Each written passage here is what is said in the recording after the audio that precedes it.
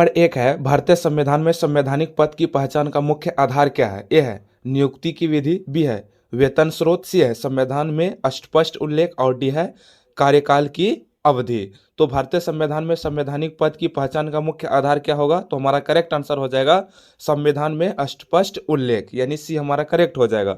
संवैधानिक पद सीधे संविधान के अनुच्छेद में वर्णित होते हैं, जिसके कारण संवैधानिक पद की पहचान का मुख्य आधार बनता है। चलिए अगला क्वेश्चन देख लेते हैं। क्वेश्चन है कह रहा है, निम्न में से कौन सा कथन सही है? ए है संसद अवशिष्ट शक्तियां का प्रयोग करती है, बी अवशिष्ट विषयों पर राज्य कानून बना सकते हैं। तो इनमें से कौन सा कथन सही है? तो हमारा करेक्ट आंसर हो जाएगा ए, संसद अवशिष्ट शक्तियां का प्रयोग करती है, अवशिष्ट सूची मतलब अवशिष्ट विषय पर राज्य कानून नहीं बना सकता है। तो इसलिए हमारा करेक्ट आंसर केवल एक हो जाएगा। चलिए अगला क्वेश्चन देख लेते हैं। क्वेश्चन है, कैबिनेट मिशन योजना का मुख्य उद्देश्य क्या है? कह रहा है कैबिनेट मिशन योजना का मुख्य उद्देश्य क्या है? ए है भारत का विभाजन, बी है संविधान सभा का गठन, सी है प्रांतीय स्वायत्तता समाप्त करना और डी है अलग निर्वाचन। तो कैबिनेट मिशन योजना का मुख्य उद्देश्य क्या है? तो हमारा करेक्ट आंसर हो जाएगा संविधान सभा का गठन, यानी बी हमारा करेक्ट हो जाएगा। योजना का उद्देश्य संविधान सभा का गठन कर मार्ग प्रशस्त करना और भारत के लिए एक संविधान का निर्माण करवाना था। अगला क्वेश्चन है कह रहा है, मौलिक अधिकार और डीपीएसपी के बीच संघर्ष की स्थिति में वर्तमान संवैधानिक स्थिति क्या है? कह रहा है मौलिक अधिकार और डीपीएसपी के बीच संघर्ष की स्थिति में वर्तमान संवैधानिक स्थिति क्या है? ए है डीपीएसपी सर्वोच्च, बी है मौलिक अधिकार सर्वोच्च, सी है दोनों और डी है मूल संरचना के अधीन संतुलन। तो हमारा करेक्ट आंसर हो जाएगा मूल संरचना के अधीन संतुलन। मौलिक अधिकार और डीपीएसपी के बीच संघर्ष की स्थिति में वर्तमान संवैधानिक स्थिति क्या होगा? तो वह हो जाएगा मूल संरचना के अधीन संतुलन, यानी डी हमारा करेक्ट हो जाएगा। केशवानंद भारती के बाद संतुलन का सिद्धांत लागू होता है, जिसके अनुसार मूल संरचना के अधीन संतुलन, यानी डी हमारा करेक्ट हो जाएगा। अगला क्वेश्चन है कह रहा है, संसद का संयुक्त सत्र कब बुलाई जा सकती है? संयुक्त क्या है? संसद का संयुक्त सत्र कब बुलाई जा सकती है? ए है साधारण विधेयक, बी है वित्त विधेयक, सी है संविधान संशोधन विधेयक और डी है गतिरोध की स्थिति। तो संसद की संयुक्त सत्र कब बुलाई जा सकती है? तो हमारा करेक्ट आंसर हो जाएगा संविधान संशोधन विधेयक, यानी सी हमारा करेक्ट हो जाएगा। संविधान संशोधन विधेयक पर संयुक्त सत्र नहीं होता है। चलिए अगला क्वेश्चन देख लेते हैं।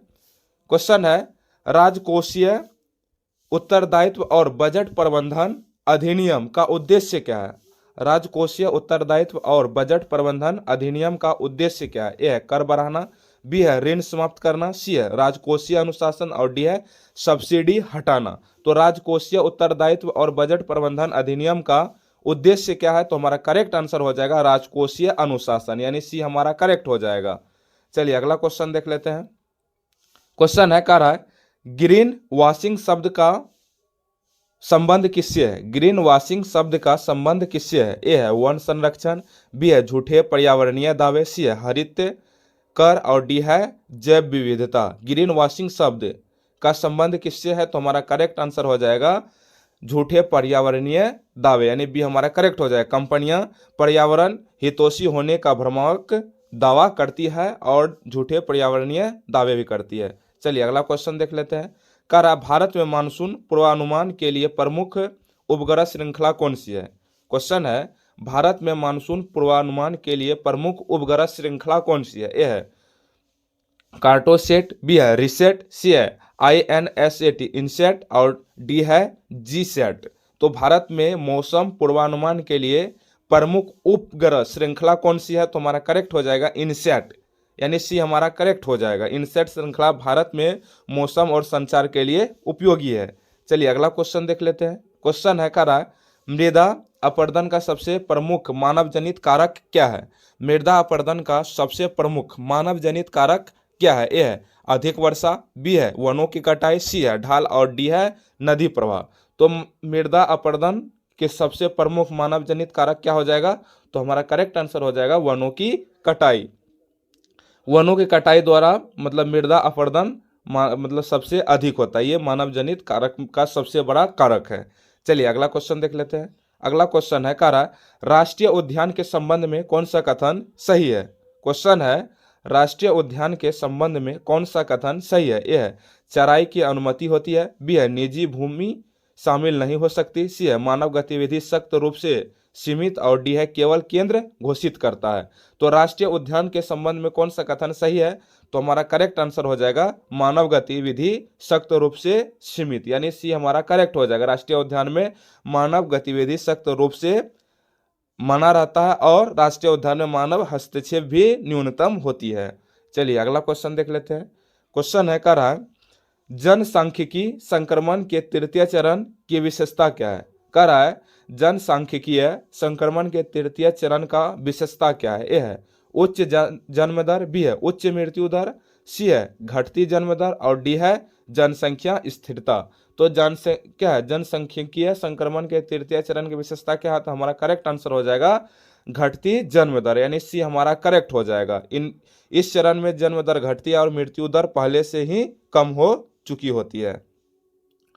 क्वेश्चन है शैडो बैंकिंग शब्द किसके लिए प्रयुक्त है? कह रहा शैडो बैंकिंग शब्द किसके लिए प्रयुक्त है? ए है आरबीआई, बी है एनबीएफसी, सी है सहकारी बैंक, और डी है क्षेत्रीय ग्रामीण बैंक। तो शैडो बैंकिंग शब्द किसके लिए प्रयुक्त होता है? तो हमारा करेक्ट आंसर हो जाएगा एनबीएफसी। एनबीएफसी पारंपरिक बैंक है, बैंक जैसे कार्य करते हैं पर बैंक नहीं होते हैं, से इसीलिए इसको शैडो बैंकिंग के रूप में जाना जाता है। चलिए अगला क्वेश्चन देख लेते हैं। क्वेश्चन है ब्लू इकोनॉमी का मुख्य फोकस क्या है? ए है समुद्री पर्यटन, बी है मत्स्य उत्पादन, सी है समुद्री संसाधन का सतत उपयोग, और डी है नौसैनिक शक्ति। तो हमारा करेक्ट आंसर हो जाएगा समुद्री संसाधनों का सतत उपयोग। चलिए अगला क्वेश्चन देख लेते हैं। क्वेश्चन है निम्न में से कौन सा युग्म सही सुमेलित नहीं है? इनमें से कौन सा सही सुमेलित नहीं है? ए है लोकटक मीठा जल, बी है चिल्का खारा जल, सी है वुलर मीठा जल, और वेम्बनाड मीठा जल। तो इनमें से कौन सा हमारा सही नहीं है? तो हमारा करेक्ट आंसर हो जाएगा वेम्बनाड झील, ये खारे पानी का झील है। लोकटक एक मीठे जल का है, चिल्का खारे, वुलर मीठा, और वेम्बनाड ये खारे झील का। तो इसलिए हमारा करेक्ट आंसर हो जाएगा डी, वेम्बनाड क्या हो जाएगा खारा झील।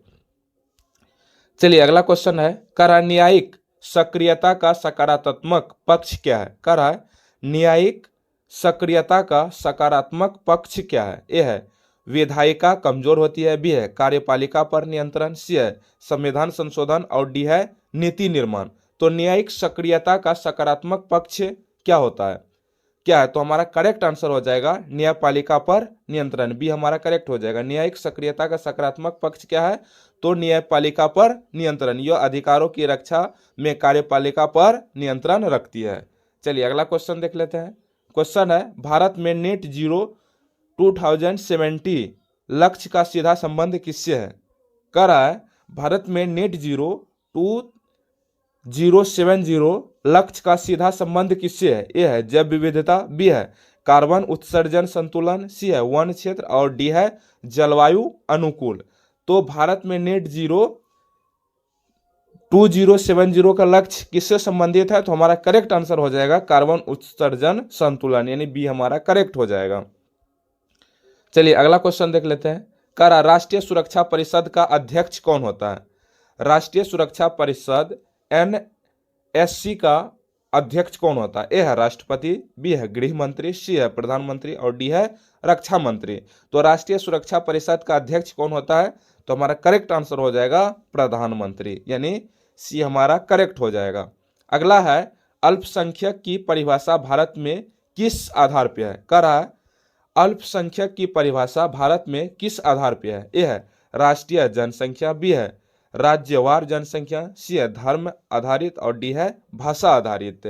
तो अल्पसंख्यक की परिभाषा भारत में किस आधार पर है? तो हमारा करेक्ट आंसर हो जाएगा राज्यवार जनसंख्या, यानी प्रत्येक राज्य ये डिसाइड करते हैं कि उसके राज्य में अल्पसंख्यक कौन होंगे। चलिए अगला क्वेश्चन देख लेते हैं। क्वेश्चन है राष्ट्रीय आय और जीडीपी में अंतर का कारण क्या है? कह रहा है राष्ट्रीय आय और जीडीपी में अंतर का कारण क्या है? ए है कर, बी है सब्सिडी, सी है विदेश से शुद्ध आय, और डी है अवमूल्यन। तो राष्ट्रीय आय और जीडीपी में क्या अंतर है? तो हमारा करेक्ट आंसर हो जाएगा विदेश से प्राप्त शुद्ध आय, यानी सी हमारा करेक्ट हो जाएगा। अगला क्वेश्चन है, कह रहा है हीट डोम घटना का संबंध किससे है। क्वेश्चन है हीट डोम घटना का संबंध किससे है। ए है चक्रवात, बी है लंबे समय की गर्मी, और डी है शीतलहर, और डी है मानसून ब्रेक। तो हीट डोम घटना का संबंध किससे है, तो हमारा करेक्ट आंसर हो जाएगा लंबे समय की गर्मी, यानी बी हमारा करेक्ट हो जाएगा। उच्च दाब से गर्म हवा फंस जाती है, तापमान बढ़ने लगता है, जिसके कारण हीट डोम की घटना घटित होती है। अगला क्वेश्चन है भारत में वन अधिकार अधिनियम का मुख्य उद्देश्य क्या है। क्वेश्चन है भारत में वन अधिकार अधिनियम का मुख्य उद्देश्य क्या है। ए है वन विस्तार, बी है उद्योग स्थापना, सी है आदिवासी अधिकार, और डी है पर्यटन। तो भारत में वन अधिकार अधिनियम का मुख्य उद्देश्य क्या है, तो हमारा करेक्ट आंसर हो जाएगा आदिवासी अधिकार, यानी सी हमारा करेक्ट हो जाएगा। चलिए अगला क्वेश्चन देख लेते हैं। कह रहा है क्रिटिकल मिनरल्स की सूची भारत के लिए क्यों महत्वपूर्ण है। कह रहा है क्रिटिकल मिनरल्स की सूची भारत के लिए क्यों महत्वपूर्ण है। ए है कृषि उत्पादन, बी है ऊर्जा संक्रमण, सी है खाद्य सुरक्षा, और डी है जल प्रबंधन। तो क्रिटिकल मिनरल्स की सूची भारत के लिए क्यों महत्वपूर्ण है, तो हमारा करेक्ट आंसर हो जाएगा ऊर्जा संक्रमण, यानी बी हमारा करेक्ट हो जाएगा। ईवी, बैटरी, सौर तकनीकी क्रिटिकल मिनरल्स पर ही निर्भर रहता है। चलिए अगला क्वेश्चन देख लेते हैं। कह रहा है राष्ट्रीय मानवाधिकार आयोग का कार्यकाल कितने वर्ष का होता है। कह रहा राष्ट्रीय मानवाधिकार आयोग का कार्यकाल कितने वर्ष का होता है। ए है 3, बी है 4, सी है 5, और डी है 6। तो राष्ट्रीय मानवाधिकार आयोग का कार्यकाल कितने वर्ष का होता है, तो हमारा करेक्ट आंसर हो जाएगा 4, यानी 4 वर्ष का होता है। चलिए अगला क्वेश्चन देख लेते हैं। क्वेश्चन है समुद्री ताप लहर का प्रथम प्रभाव किस पर पड़ता है। क्वेश्चन है समुद्री ताप लहर का प्रथम प्रभाव किस पर पड़ता है। ए है मानसून, बी है प्रवाल भित्तियां, सी है बंदरगाह, और डी है नौवहन। तो समुद्री ताप लहर का प्रथम प्रभाव किस पर पड़ता है, तो हमारा करेक्ट आंसर हो जाएगा प्रवाल भित्तियां, यानी बी हमारा करेक्ट हो जाएगा। समुद्री ताप लहर का प्रथम प्रभाव किस पर पड़ता है, तो प्रवाल भित्तियां। कोरल ब्लीचिंग समुद्री ताप लहर का तत्काल प्रभाव है। चलिए अगला क्वेश्चन देख लेते हैं। क्वेश्चन है कह रहा यूपीएससी प्रीलिम्स में एलिमिनेशन टीचिंग सबसे अधिक कहाँ उपयोग होती है। ये है सीधे तथ्य वाले प्रश्न, बी है एक कथन वाले प्रश्न, सी है बहुकथन प्रश्न, और डी है मानचित्र आधारित। तो यूपीएससी प्रीलिम्स में एलिमिनेशन टेक्निक सबसे अधिक कहाँ प्रयोग होती है, तो हमारा करेक्ट आंसर हो जाएगा बहुकथन प्रश्न, यानी सी हमारा करेक्ट हो जाएगा। अगर वीडियो पसंद आएगा तो चैनल को जरूर सब्सक्राइब कीजिएगा, अपने दोस्तों के साथ शेयर जरूर कीजिएगा, क्योंकि इस चैनल के माध्यम से आप यूपीएससी प्रीलिम्स 2026 के मोस्ट इंपॉर्टेंट क्वेश्चंस को बहुत ही कम समय में कवर कर सकते हैं। अगर वीडियो पसंद आया होगा तो अपने दोस्तों के साथ शेयर जरूर कीजिएगा। लास्ट तक देखने के लिए आपका धन्यवाद।